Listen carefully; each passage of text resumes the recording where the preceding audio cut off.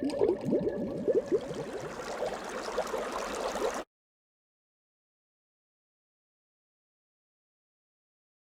é a pernada de sapo, eu vou mostrar aqui um vídeo para vocês da pernada de sapo numa piscina, onde fica mais claro de vocês enxergarem, né? A pernada de sapo, ela também é conhecida como, se vocês procurarem a terminologia em inglês, ela é conhecida como frog kick. Então, ela é uma pernada que pode ser usada, é usada no mergulho em caverna, em vários mergulhos de penetração, como naufrágio, mas ela também é usada no mergulho recreacional. E eu, como instrutor, sugiro para os alunos que, assim que eles dominarem, que eles a usem. Mas por qual razão seria importante saber fazer a pernada de sapo? Por qual razão seria importante dominar essa pernada, né? Bom, o que que acontece? Ela é, sem dúvida nenhuma, pessoal, a pernada que é de todos os tipos de pernada. A gente tem pernada do nado de crown, a gente tem a pernada do nado de sapo, a gente tem algumas modificações da pernada do nado de crown. A do nado de crown é aquela pernada que é um movimento como tesoura, amplo, assim, né? No sentido vertical, e por sua vez, a pernada de sapo ela ocorre no plano horizontal, né? Mas ela é, sem dúvida nenhuma, principalmente no mergulho, uma das mais eficientes em relação ao deslocamento, né? E por que ela é tão eficiente assim, pessoal? Ela é eficiente por algumas questões. Primeiro, porque ela permite, quando tu domina a pernada de sapo, tu pode alternar nas musculaturas exigidas. Quando tu faz um movimento da pernada de crown, que é no plano vertical, os grupos musculares que são os principais, que são os principais para gerar essa ação, são diferentes dos músculos que fazem a pernada de sapo, né? A gente chama, no estudo da biomecânica, que é dos movimentos, né, de motores primários. Então, são aqueles músculos que geram o movimento. Os motores primários da pernada de crown são diferentes dos motores primários da pernada de sapo, pelos planos em que as duas ocorrem. Então, quando a gente consegue dominar os dois tipos de pernada, a gente tem a possibilidade de alternar entre as pernadas num mesmo mergulho e, consequentemente, evitar fadiga. Além disso, ela é muito eficiente no deslocamento. O que significa isso? Ela nos desloca para frente com um gasto energético baixo e, consequentemente, ela vai fazer com que a gente tenha um consumo de ar, um consumo do gás, da mistura respiratória que a gente vai usando, seja ela ar comprimido, seja ela nitrox, seja ela trimix, né, aquela mistura com hélio, um consumo de ar menor, o que vai fazer com que o nosso mergulho seja bem mais prazeroso, né? E eu posso afirmar para vocês que ela é, sim, uma das mais eficientes, ou seja, daquelas que nos consegue um bom deslocamento, um baixo custo de energia, né? Isso a gente consegue comprovar porque, por exemplo, quando a gente trabalha, eu trabalhei alguns anos com natação, né, antes de me formar. Depois de me formar não trabalhei mais com natação, mas tive essa oportunidade. Então, se vocês conversarem com quase todas as pessoas que nadam, principalmente quem treinou e quem nadou bastante tempo, normalmente uma das tarefas mais difíceis do treinamento é fazer aqueles exercícios só de perna, né, em que o nadador segura a pranchinha e só bate a perna. A pernada do crown, ela é uma pernada que gera bastante esforço e um deslocamento rápido e efetivo. Contudo, um deslocamento bem efetivo a gente também consegue com a pernada do peito, que é uma pernada, não é igual, mas ela é muito semelhante à pernada de sapo, né? E entre os nadadores, ela é talvez considerada uma das pernadas mais confortáveis de se fazer, né? Porque a gente consegue um bom deslocamento com gasto de energia baixo. Tá? Então, além dessa melhor eficiência da pernada de sapo, né, outras vantagens dela é que ela vai aumentar, quando a gente domina a pernada de sapo, a gente vai aumentar a nossa segurança em atividades de mergulho que sejam mais complexas, né? Como o mergulho em caverna, como o mergulho com penetração em naufrágios, como o mergulho descompressivo, né? Porém, ela também traz umas vantagens para o mergulho recreacional.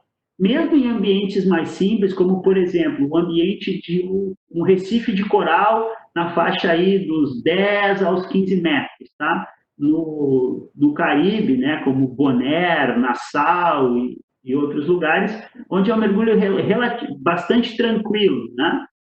O que acontece? Como a pernada de sapo é uma daquelas que tem a menor capacidade de perturbar sedimentos no fundo, vocês vão entender isso, por que isso, um pouquinho mais para frente, onde eu vou explicar para vocês para onde se desloca a água quando a gente faz a pernada de sapo. Ela é uma daquelas que tem a menor possibilidade de perturbar sedimentos no fundo. Tá? E o que é interessante, mesmo que eu não toque o fundo, eu sou capaz de fazer com que só com o deslocamento de água da pernada de crown para baixo, porque quando eu baixo a minha nadadeira, eu desloco a água para lá. Não só para trás, mas também para baixo. Essa água que eu desloquei, mesmo que a minha nadadeira não toque, ela, se eu estiver muito próximo do fundo, ela vai chegar até o fundo, essa água deslocada, e vai colocar sedimento, vai colocar areia em suspensão. Né? Isso pode atrapalhar o mergulho do ponto de vista da visibilidade, mas dependendo da situação, ela pode trazer até algumas complicações para o meio ambiente. Vou explicar para vocês por quê. Porque existe a possibilidade, já tem se estudado isso, que quando os sedimentos de areia penetram dentro dos pólipos do coral, né, porque o coral é um animal e ele é capaz de se reproduzir. Então, quando a areia, o sedimento entra em muita quantidade no pólipo de coral, isso pode comprometer a capacidade reprodutiva do coral. Então, mesmo que a gente não toque o fundo, quando a gente perturba muito o sedimento, a gente pode trazer complicações para o meio ambiente. Então, essas seriam vantagens importantes, não só para nós como mergulhadores, mas também para o meio ambiente, de a gente dominar a pernada de sapo. Então, ela é mais eficiente no deslocamento, mais deslocamento com menos energia, consequentemente, eu vou consumir menos ar, ela aumenta a minha capacidade técnica para caso eu deseje participar de atividades mais complexas do mergulho, e mesmo que eu não as faça, eu tenho vantagens em relação ao mergulho recreacional e atividades menos complexas de mergulho, por vantagens em relação ao meu consumo de ar e também a proteção ao meio ambiente. Beleza? Bom, vamos continuar aqui. O que eu preciso, pessoal? O que eu preciso para conseguir dominar a pernada de sapo? Né? Bom, num primeiro momento, eu vou falar de alguma coisa, essas coisas que eu vou citar agora são gerais e servem para outras coisas no mergulho também, né? Mas uma das coisas mais importantes, pessoal, eu vou falar disso depois, é o posicionamento corporal. Vocês podem ver na foto do meio ali, a posição horizontal, né? O corpo em relação àquela linha horizontal que formada pela cabeça do mergulhador, pelo tronco e pela coxa aqui, ó, ela é chamada de trim. Quando essa linha está paralela ao fundo, a gente chama isso de posição horizontal adequada. Uma tradução simples, né, seria o trim. Trim é uma palavra inglesa que representa o quanto, ela vem da aeronáutica, o quanto uma aeronave está paralela ao fundo. Tá? Então, a gente precisa ter um controle desta posição, precisa ser capaz de manter essa posição para permitir que a gente posicione as pernas de forma adequada para fazer a pernada de sapo. Além disso, eu vou precisar que a configuração do meu equipamento seja balanceada, porque a configuração equilibrada, como onde o centro do meu umbigo é o centro de uma gangorra e as extremidades, né, onde tem o equipamento distribuído, vão fazer com que a minha cabeça suba, o meu corpo desça, é importante. Eu não vou conseguir fazer uma pernada de sapo adequada se eu tiver com lastro exagerado, né? Eu não posso estar com pouco lastro, eu tenho que estar com o lastro correto. Vai ser importante eu ter o controle respiratório, tá? E também que eu saiba usar adequadamente o meu colete. Quando eu domino esses pontos aqui, vai ficar bem mais fácil de fazer a pernada de sapo. Mas o que é importante, esses pontos também são são técnicas fundamentais de mergulho, elas servem para tudo, né? Então, não, elas servem tanto para fazer penal de sapo, quanto para ter mergulhos seguros, quanto para ter mergulhos divertidos, quanto para fazer mergulhos simples e quanto para fazer mergulhos complexos, tá? Elas são tão importantes, galera, que a gente aqui na Planeta Mergulho criou um curso específico só para elas, chama a Clínica de Técnicas Fundamentais, onde a gente faz uma aula teórica tratando sobre esses temas e também propulsão e, consequentemente, sobre o controle geral de flutuabilidade. E depois, num sábado inteiro na piscina, a gente pratica não só essas técnicas, como também as de propulsão. Inclusive, mais no final da aula eu vou comentar com vocês, a gente vai ter a parte teórica desse curso agora na próxima sexta-feira. Mas no final da aula aqui eu vou voltar a lembrar isso para vocês. Legal? Vamos continuar aqui. Bom, além de dominar aquelas técnicas, para mim fazer uma penada de sapo adequada, eu também preciso entender como é o deslocamento de água no mergulho e nas atividades aquáticas e como ele me propulsiona. Então, o que a gente quer em relação a deslocar água no mergulho? A gente quer deslocar a água sempre com maior quantidade possível só para trás, como acontece com essa hélice da foto aqui que vocês estão vendo, né? A hélice desloca a água só para trás. Ela desloca a água só para trás por quê? Pelo formato das pás, pela forma como a hélice gira e pelo ângulo que essas pás da hélice têm enquanto estão girando. Vocês podem perceber que naquela foto ali aparece o deslocamento de água só para trás. Considerando, então, o formato da nadadeira e a forma pela qual a gente movimenta as pernas na penada de crawl, como aparece na outra foto, né? Então, lembre, o formato da nadadeira que a gente usa representa a inclinação e o formato da pá da hélice. E o movimento da penada de crawl, a perna subindo e descendo, representa o girar da hélice, tá? Só que, diferentemente da hélice, quando a gente faz o movimento da penada de crown, que aparece aqui, nesse mergulhador, ó, pelo ângulo que a nadadeira fica em relação ao movimento, né, ele vai deslocar a água para trás, mas também para baixo. Então, a gente não tem todo o deslocamento de água gerando propulsão para frente. A gente tem uma parte dele sendo direcionada para baixo, o que não nos impulsiona tanto para frente, mas coloca sedimento e suspensão. E uma outra parte de água sendo deslocada para trás. Então, a gente não tem todo o deslocamento de água gerando propulsão para frente, como a gente tem com a hélice. Tá? Então, a gente pode, teoricamente, obviamente, que a hélice é mais eficiente, porque ela também é mais rápida, o motor é mais potente, né? O motor que gira a hélice pode ser comparado aos músculos das nossas pernas. Tá? Então, o que a gente quer com uma pernada eficiente?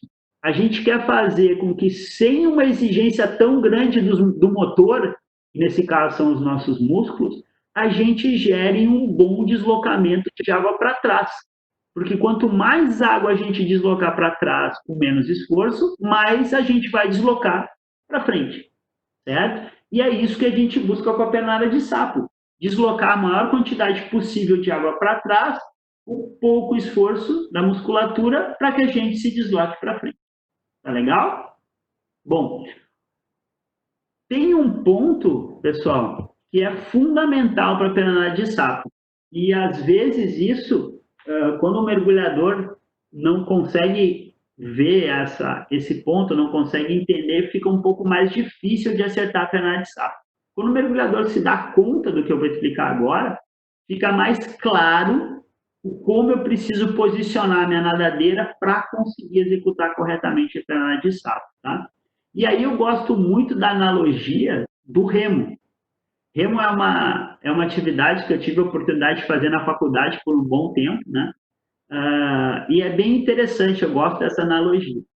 Vocês podem perceber aqui na foto maior que está ao centro, que vocês percebam o remo, esse remo aqui, ele vai representar a nossa nadadeira, tá? Ele tem até o mesmo formato, né? Largo e chato. Quando ele está na água, que é esse momento aqui que aparece na foto grande, vocês podem perceber que em relação a uma linha horizontal, o remo está perpendicular. Nessa hora é quando o remador desloca o remo para frente, certo? Deslocando água para trás e deslocando o barco para frente. Então, nesse momento em que a propulsão, o remador deixa o remo bem perpendicular à água, para ter o maior atrito possível e deslocar a maior quantidade possível de água para trás para que o barco vá para frente. Tá legal? No momento que se chama recuperação, que é fazer o remo, porque o remo vai ir até a posição anterior e vai ter que voltar, né? Então, o que o mergulhador faz? O remador, ele tira o remo da água e para isso, então, para ele ter o menor atrito possível contra o ar, em vez de deixar o remo na vertical, ele deixa o remo bem na horizontal em relação à água e ao chão, e, consequentemente, ele tem menos área atritando com o ar. É o que aparece aqui na foto maior em cima, que está o remador, e depois aqui o detalhe da posição do remo. Então, aqui, ó, percebam, ele está paralelo à água na fase de recuperação do remo, paralelo à água, mas está no ar, né? E na fase de propulsão, ele está perpendicular à água. E é exatamente isso que a gente precisa fazer com a nadadeira quando executa a pernada de sapo. A gente precisa, na fase de propulsão, que é aquela em que a gente vai deslocar a água para trás, que a nadadeira esteja bem perpendicular ao fundo.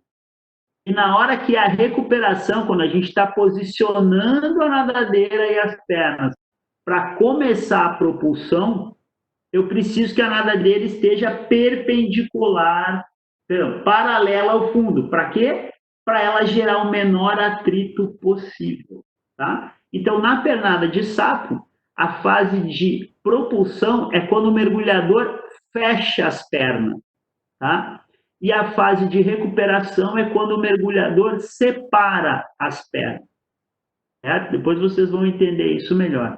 Então, esse é um ponto fundamental da pernada de sapo. Eu preciso sempre me lembrar que o que eu quero fazer, independente de qual movimento dos músculos e das articulações eu faço, é deixar a nadadeira perpendicular ao fundo enquanto eu fecho e deixar a nadadeira paralela ao fundo enquanto eu abro. Ok? Então, vamos para a próxima. Outra coisa importante, né, aqui eu quero só detalhar para vocês o posicionamento da nada do corpo, né? Então, aqui de forma um pouco mais detalhada, para que a pernada de sapo e outras pernadas, mas principalmente de sapo, funcione eficientemente, eu preciso que o meu tronco esteja alinhado com a minha coxa, certo? Que eu tenha um grau de uma flexão com algo entre 90 e 85, 80 graus no meu joelho, certo? E lá eu preciso também de uma flexão do tornozelo. O que é flexão do tornozelo? É quando eu faço um movimento em que o peito do pé aproxima da canela. Tá? E fica então lá na nadadeira, como mostra aqui na foto, um ângulo de mais ou menos 90 graus da nadadeira. Então, essa é a posição em que o mergulhador começa a abertura das pernas, que é a fase de recuperação para gerar propulsão. E é, consequentemente, também a fase que ele finaliza a propulsão. Então, eu preciso tronco e coxa alinhados, joelho flexionado e o tornozelo também flexionado. Então, eu tenho um ângulo próximo de 90 graus entre pé e perna e um ângulo próximo de 90 graus entre coxa e perna aqui, pela flexão do joelho. Beleza? E aí, depois, vem a execução. Eu vou mostrar para vocês agora um vídeo em que aparece a execução da pernada de sapo em câmera lenta. Tá? A gente vai assistir o mesmo movimento, a pernada, 3 vezes. E aí, em cada uma delas, na segunda e na terceira vez, a velocidade vai estar indo um pouco menor que na primeira. E aí eu vou explicando para vocês como executa e os passos, tá legal? Então, vamos olhar aqui, ó. Então, vamos lá. Ó, essa primeira parte que separa as pernas é a propulsão. Reparem como a gente separa a nadadeira. Depois a gente vai fazer uma rotação da coxa e na propulsão as nadadeiras estão paralelas ao fundo. E no final eu tenho o movimento do tornozelo. Não se preocupem que vocês vão ver isso mais adiante com mais claro. E aí a gente tem um momento que a gente deve deixar as pernas fechadas e se deslocar para frente, tá? Que é o deslocamento. Então vamos ver, ó. Recuperação, mergulhador abrindo as pernas.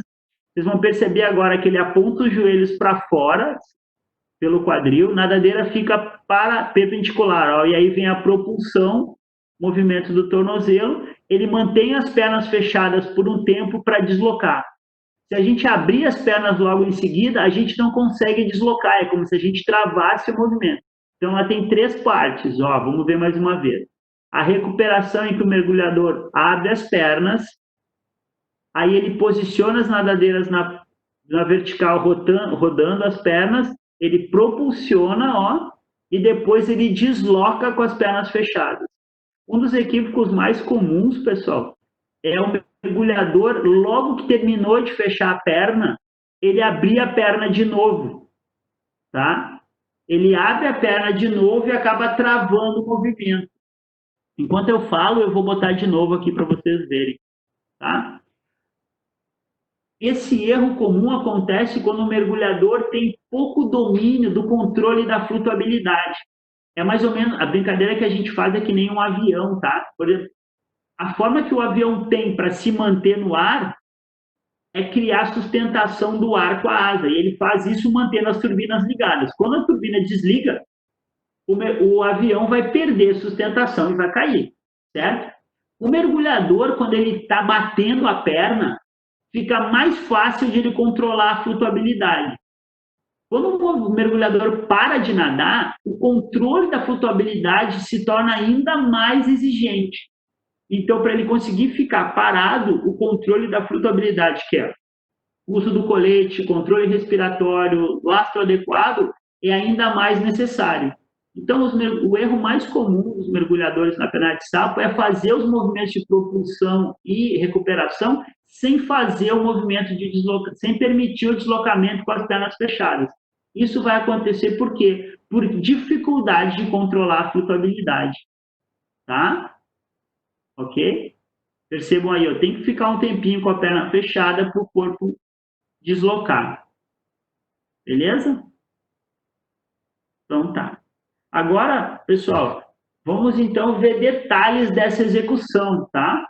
Aqui eu vou mostrar algumas fotos e alguns vídeos agora fora d'água, tá? Obviamente não são vídeos tão específicos, porque eu não estou com a nadadeira, né? Mas o que acontece?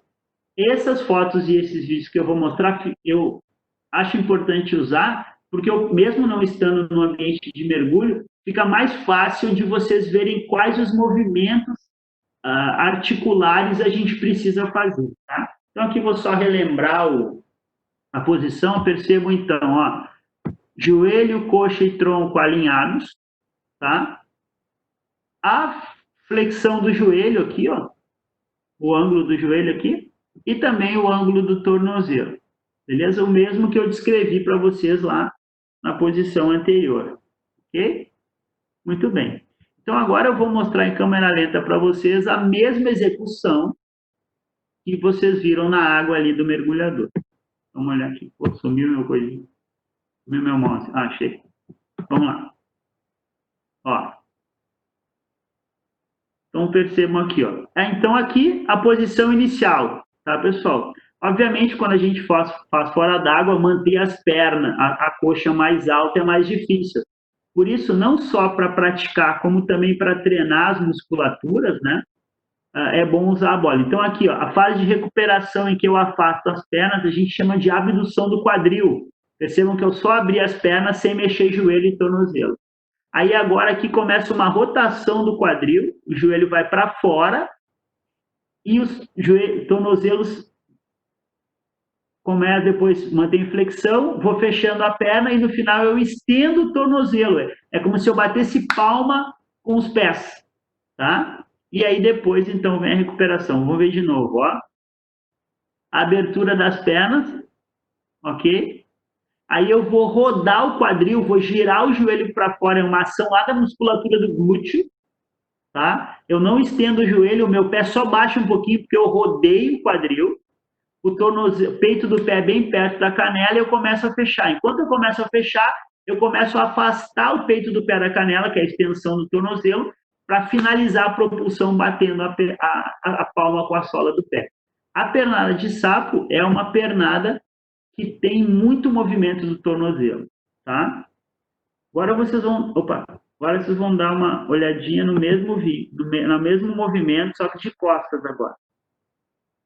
Aqui, ó, vamos perceber, ó, ponta do pé para baixo, tornozelo flexionado para a nadadeira cortar a água.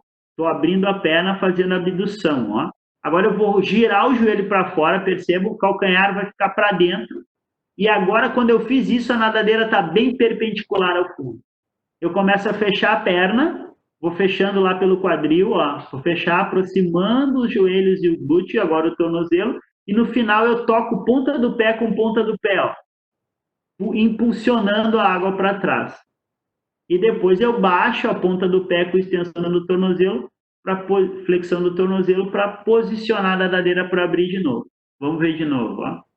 Devagarinho vou abrindo a perna, ó. Essa é a abdução. Vou rodar a nadadeira, o joelho, perdão, para fora. Isso vai fazer com que a nadadeira fique bem na vertical, mas o tornozelo tem que estar flexionado. Eu girei, ó, chama rotação externa esse movimento. Agora eu vou aproximando os calcanhares por adução, estendo o tornozelo agora para bater palma com as nadadeiras, tá? E depois roda a perna para dentro e baixa a ponta do pé, fazendo a flexão do tornozelo, ok? Bom, quando o mergulhador consegue fazer esses movimentos que eu descrevi ali para vocês, tá? O que vai acontecer? Ele vai posicionar a nadadeira na posição correta para deslocar a água só para trás. Consequentemente, toda a força que a gente gera com os músculos das pernas, tá? Vão gerar deslocamento para frente. Por isso ela é uma pernada mais eficiente. Assim como o exemplo da hélice. Toda a força do motor que faz girar o eixo faz girar o hélice, que desloca a água só para trás, não para baixo. Tá? Diferentemente da pernada de Crown, em que a musculatura faz força, desloca a água para baixo e para trás. Tá legal? Ok? O que acontece com a pernada de Crown em relação ao sapo é que eu consigo fazer movimentos bem mais rápidos, porque ela é, do ponto de vista da coordenação motora, mais simples. E por isso, então, eu consigo ser mais rápido e gerar mais deslocamento. Mas eu faço isso à custa de um gasto energético mais alto. E no mergulho, nosso objetivo não é ser rápido. Nosso objetivo é ver a maior quantidade possível de coisas. Isso vai acontecer mantendo o consumo de ar baixo e nadando de forma lenta e controlada, onde nessa circunstância a pernada de sapo é, sem dúvida, a mais eficiente. Tá? Pode ser que algum outro instrutor possa ter algumas discordâncias, mas os argumentos que eu acredito sustentar essa informação, né, que foi o que eu mostrei para vocês, eles, para mim, são suficientes para acreditar que a pernada de sapo é a mais eficiente. Tá? Bom, para que a gente consiga fazer a pernada de sapo, além do entendimento dos pontos necessários, que são controle sobre a flutuabilidade, controle sobre o lastro, controle sobre a técnica respiratória, sobre a posição horizontal, que são habilidades, são técnicas e habilidades fundamentais de mergulho, né? Além disso, além do entendimento da necessidade de deslocar a água para trás e do posicionamento da nadadeira durante o movimento, né? E também conhecer os movimentos, eu preciso ter a possibilidade de treinar a minha musculatura, praticar do ponto de vista da coordenação motora e também praticar a própria pernada, né? Então, para isso, fica bem mais tranquilo, bem mais fácil quando eu tento e consigo incluir exercícios, né, na minha rotina de exercícios geral, que sejam direcionados para esse objetivo, que é a pernada de sapo. Então, num primeiro momento, todos os exercícios que a gente faz para um condicionamento físico geral e para a saúde, né, como exercícios de força, sejam com peso corporal, sejam com o uso de algum acessório, né, de algum aparelho de musculação ou outro halter, kettlebell, dessas técnicas, sejam os exercícios cardiovasculares, como de natação ou como de ciclismo, eles vão ter alguma transferência para aquilo que eu uso na pernada de sapo, né? Então, por exemplo, tá? Quando a gente faz exercícios, esse exercício que aparece aqui em cima da moça fazendo de azul e preto é uma extensão do tronco, ele trabalha a musculatura posterior, que é importante para que a gente execute essa pernada. Vocês vão ver depois alguns outros exemplos. E no caso aqui do ciclismo, o que acontece? No ciclismo, a gente tem um movimento não só da coxa, né? Mas quando a gente usa a técnica correta da pedalada, a gente também faz um movimento de extensão e flexão do tornozelo, o que vai ter uma transferência para a técnica de pernada de sapo quando a gente estiver no mergulho. Então, é importante fazer exercícios gerais que vão trazer alguma transferência para a pernada de sapo. Depois, pessoal, é importante também fazer exercícios específicos, tá? Aqui eu vou dar um exemplo de 4 exercícios, tá? Mas a gente poderia fazer outros e, com certeza, um profissional de educação física, qualquer profissional de educação física que conheça os movimentos articulares necessários para a pernada de sapo, é capaz de montar uma sequência específica para isso, usando ou não a bola, que é um dos acessórios que eu vou mostrar aqui para vocês hoje, tá? Então, eu gosto bastante desses 4 exercícios. Eu tenho alguns alunos que treinam comigo na educação física que são também mergulhadores, né? Então, muitas vezes a gente faz exercícios específicos voltados para o mergulho. Esses 4 que eu vou mostrar são exercícios que eu gosto de usar. Então, são exercícios em que a gente usa a bola suíça, que é aquela bola grande de plástico, né, de borracha. Essa bola suíça ela tem diferentes tamanhos, normalmente a cor da bola determina o tamanho da bola, né? Então, dependendo da altura, a gente vai escolher uma bola. Tem bola de 55 centímetros de raio, tem bolas de 65, 75 e 85. Então, depende um pouco da estatura da pessoa que vai usar.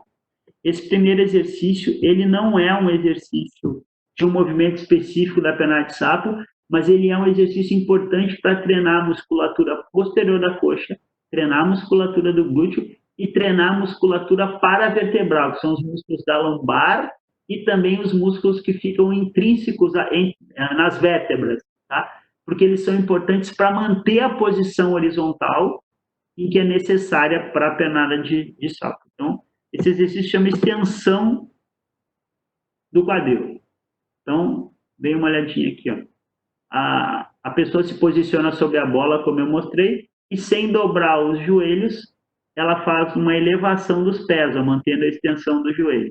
Ele é bem confortável de fazer na bola, né, porque a bola é macia, ela não incomoda na coxa, e ela permite uma amplitude grande de movimento, para chegar com a bola os pés pertinho do chão e depois subir. E aí o número de repetições vai depender do quão acostumada a pessoa está para fazer, né? Então, eu diria que alguém que quisesse experimentar, que tem a oportunidade da bola, que experimentasse aí cerca de 10 repetições, né? Faz a primeira vez 1, 2 ou 3 vezes de 10 repetições com 30 a 45 segundos de intervalo, tá? Essa é a extensão do joelho, do quadril. Agora, os 3 exercícios que eu vou mostrar são 3 exercícios bem específicos para a pernada de sapo, tá? Aquele ali é um exercício mais geral, mas deve ser feito. Esse próximo aqui é um exercício que trabalha o movimento de abertura, de recuperação. É o que se chama de adução. E também o movimento de fechar a perna. Então, aqui a gente está treinando as musculaturas que abrem e fecham a perna. Então, a gente está praticando parte da propulsão e da recuperação. Então, a gente está treinando não só a musculatura, mas também gravando qual é o movimento que a gente faz com a articulação do quadril, tá? Então, por isso, esse é um exercício importante de ser feito. E é importante que ele seja feito mantendo o alinhamento da coxa, do tronco, joelhos flexionados e o tornozelo flexionado também, ou seja, aproximando o peito do pé da canela, tá? Aqui, esse outro exercício é o exercício de rotação interna e rotação externa. Esse exercício é importante, pessoal, por quê? Porque é ele que faz com que na hora que eu vou começar a propulsão, junto com a flexão do tornozelo lá em cima, estou vendo o peito do pé pertinho da canela, que eu coloque a nadadeira na posição vertical para fazer a adução, que é o fechar a perna. Então, se eu não consigo treinar esse movimento, se eu não consigo executar esse movimento, eu tenho mais dificuldade de fazer. Eu vou deixar ele passando e vou explicar uma coisa para vocês. Um dos músculos que a gente usa para fazer esse movimento é uma musculatura chamada de glúteo mínimo, tá? Glúteo mínimo e glúteo médio. São musculaturas que formam o glúteo que ficam mais superficiais. Essas são musculaturas, né, que a gente não usa muito no dia a dia. Quando é que a gente usa essa musculatura? A gente exige muito dela quando a gente caminha. Por exemplo, quando a gente caminha, se a gente não ativasse a musculatura do glúteo médio, por exemplo, quando eu piso com o pé direito no chão e vou levantar a perna para dar um passo à frente, o que evita que o meu quadril caia, que ele desloque para o lado e eu dê uma rebolada, o que evita que eu rebole é ter força na musculatura do glúteo mínimo e do glúteo médio, tá? Então, ou seja, como hoje as pessoas caminham menos, correm menos, ficam muito tempo sentadas, as pessoas têm uma tendência a ter uma fraqueza, ter menos força nessa musculatura, tá? Então, esse exercício ele é importante. Pode acontecer o seguinte, pode acontecer de fato, para fazer o exercício nessa posição aí, a coxa no ar, vocês têm que primeiro treinar a musculatura do glúteo médio estando na posição vertical.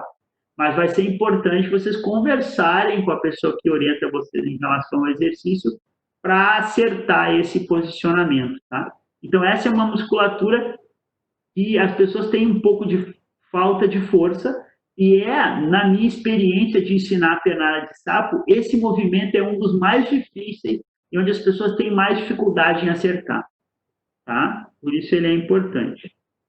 E por último, galera, dos exercícios aqui na bola, né, fora d'água, a gente tem o exercício que é para praticar o movimento do tornozelo, tá? Nesse exercício, o que a gente faz? A gente encosta na posição quadril rodado para fora, encosta os tornozelos e eu fico batendo palma com com os pés, para praticar o movimento de extensão e flexão do tornozelo. São movimentos importantes, né, para que a gente possa colocar, vou mostrar de novo aqui, para que a gente possa colocar a nadadeira na posição vertical na hora da propulsão e manter a nadadeira na posição perpendicular ao fundo, horizontal, na hora da recuperação. Então, é um movimento importante de a gente praticar. Tá legal? Ok? Então, esses são a minha sugestão de exercícios aí para vocês. Beleza? Bom, só tem um detalhe importante, pessoal. Na educação física, a gente costuma dizer assim, vou imaginar que vocês me procurassem e dissessem, Carlinhos, o que eu preciso treinar para melhorar a minha corrida? A minha resposta vai ser bem simples, corra.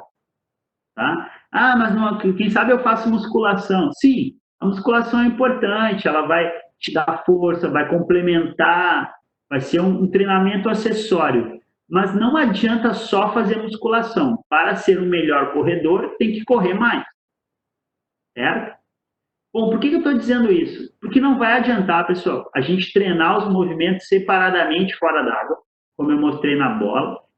É importante treinar para que a gente tenha uma adaptação das musculaturas para fazer os movimentos e para que a gente tenha consciência corporal dos movimentos que eu preciso fazer para acertar a pernada de sapo. Mas vocês vão precisar praticar a pernada de sapo na água. Ok? Bom, essa é uma das oportunidades que a gente dá para os mergulhadores quando a gente vai fazer a parte prática daquele curso que são as técnicas fundamentais de mergulho, no qual a gente vai ter aula teórica na próxima sexta-feira, né? Aí o mergulhador consegue colocar em prática alguns aspectos, né? E por qual motivo a gente resolveu fazer uma aula só sobre a pernada de sapo? Porque o tempo que eu fiquei falando para vocês aqui sobre a pernada de sapo, tá? É praticamente a metade de toda a aula da sexta-feira que vem. Então, assim como acontece no curso básico, às vezes eu tenho muitos detalhes de um determinado ponto que, na realidade, seria um curso específico, né? Então, a gente criou essa aula, que é uma aula especial, uma aula gratuita, né? Um presente, assim, para a galera que é mergulhador, e também a aula que eu dei na outra sexta-feira, que é uma aula específica sobre coletes equilibradores, para complementar o treinamento que a gente costuma fazer. A gente tem aqui uma mergulhadora que comentou comigo há pouco aqui, a Rose, que ela fez o curso, acho que foi, não me lembro se foi em dezembro do ano passado ou foi já esse ano, mas depois ela pode contar para a gente. Então, essas aulas são para que a gente possa aprofundar conhecimentos para aquelas pessoas que já fizeram esse treinamento ou que pretendem fazê-lo. E aqui eu vou mostrar um videozinho para vocês. Então, lá na clínica, na parte prática, a gente treina a pernada fora d'água aqui. E vocês vão ver uma colega nossa aqui, a Daiane, praticando a pernada de sapo na superfície, ó. Tá? Ela está se deslocando aqui na piscina lá que a gente usa, que tem 3 metros de profundidade.